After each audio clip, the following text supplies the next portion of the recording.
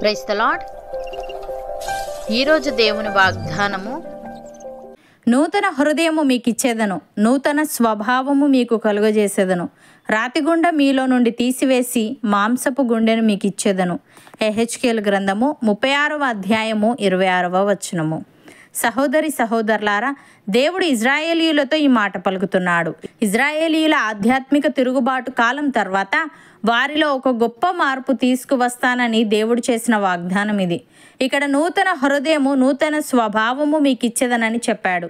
నూతన హృదయం, నూతన స్వభావము అనేవి కేవలం పశ్చాత్తాపం వల్ల, వాటిని ఇవ్వగలిగిన ఏకైక దేవుని దగ్గరికి రావడం వల్లే కలుగుతాయి.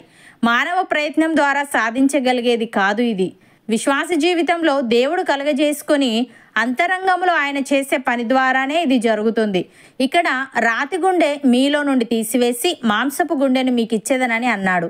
రాతి గుండె అనేది దేవుని చిత్తాన్ని వ్యతిరేకించే హృదయాన్ని సూచిస్తుంది. ఇజ్రాయేలీలు చెరలోనికి వెళ్ళకముందు వారికి ఉన్నది ఇదే. దేవుని వాక్కు వారిపై ఏ ప్రభావము చూపనంతగా వారి హృదయాలు బండబారిపోయాయి. అందుకే దేవుడు వారికి మాంసపు గుండెను ఇచ్చేదనని చెప్పాడు. మాంసపు గుండె అంటే మృదువుగా, తేలికగా మరియు దేవుని నడిపింపును స్వీకరించే హృదయాన్ని సూచిస్తుంది. ఇది దేవుని వాక్కులు రాయడానికి అనువైన హృదయం. క్రొత్త నిబంధనలో దేవుడు మనుషుల హృదయాలపై తన వాక్కులు రాస్తానని చెప్పాడు. ఇది దేవునికి లోబడాలన్న ఒక క్రొత్త స్వభావం, క్రొత్త జన్మ, క్రొత్త సృష్టిని సూచిస్తున్నది. భక్తుడు ఈ విధంగా అంటున్నాడు, ఎవడైనను క్రీస్తునందున్న ఎడల వాడు నూతన సృష్టి, పాతవి గతించెను, ఇదిగో క్రొత్తవాయను, సమస్తమును దేవుని వలననైనవి. ఆయన మనలను క్రీస్తు ద్వారా తనతో సమాధానపరుచుకొని ఆ సమాధానపరచు పరిచర్యను మాకు అనుగ్రహించెను. అదేమనగా, దేవుడు వారి అపరాధములను వారి మీద మోపక క్రీస్తునందు లోకమును తనతో సమాధానపరుచుకొనుచు ఆ సమాధాన వాక్యమును మాకు అప్పగించెను.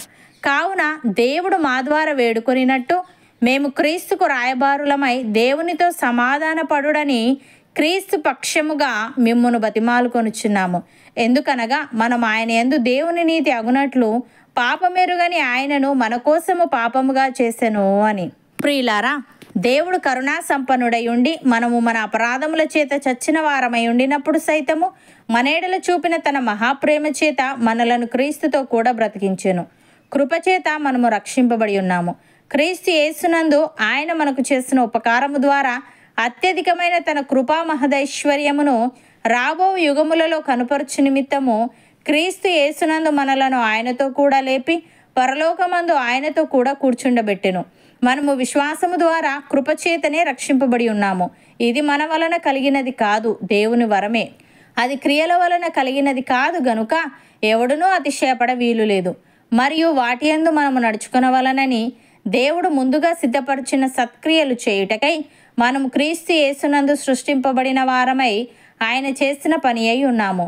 అపోస్తలుడైన పౌలు ఈ విధంగా అంటున్నాడు, మన ప్రభువైన యేసుక్రీస్తు శిలువ యందు తప్ప మరి దేని యందును అతిశయించుట నాకు దూరమవునుగాక. దాని వలన నాకు లోకమునకు నేనును సిలువ వేయబడి ఉన్నాము. క్రొత్త సృష్టి పొందుటే గాని సున్నతి పొందుటే అందేమీ లేదు, పొందకపోటే అందేమీ లేదు. ఈ పద్ధతి చొప్పున నడుచుకొని వారికి అందరికీ, అనగా దేవుని ఇజ్రాయేలునకు సమాధానమును కృపయు కలుగునుగాక అని. సహోదరి సహోదరులారా, ప్రభువే ఆత్మ. ప్రభు యొక్క ఆత్మ ఎక్కడ నుండునో అక్కడ స్వాతంత్రము నుండును. మనమందరమును ముసుగులేని ముఖముతో ప్రభువు యొక్క మహిమను అద్దము వలె ప్రతిఫలింపజేయచ్చు, మహిమ నుండి అధిక మహిమను పొందుచు ప్రభువగు ఆత్మచేత ఆపోలికగానే మార్చబడుచున్నాము. అవును అన్నవారు నాతో పాటు ప్రార్థనలో ఏకీభవించండి. పరిశుద్ధుడా, ప్రేమగల తండ్రి, నూతన హృదయమును మీకు ఇచ్చేదను, నూతన స్వభావము మీకు కలగజేసేదను అని, రాతిగుండె మీలో నుండి తీసివేసి మాంసపు గుండెను మీకు ఇచ్చేదను అని వాగ్దానం ఇచ్చావు. తండ్రి, నీకు స్తుతులు.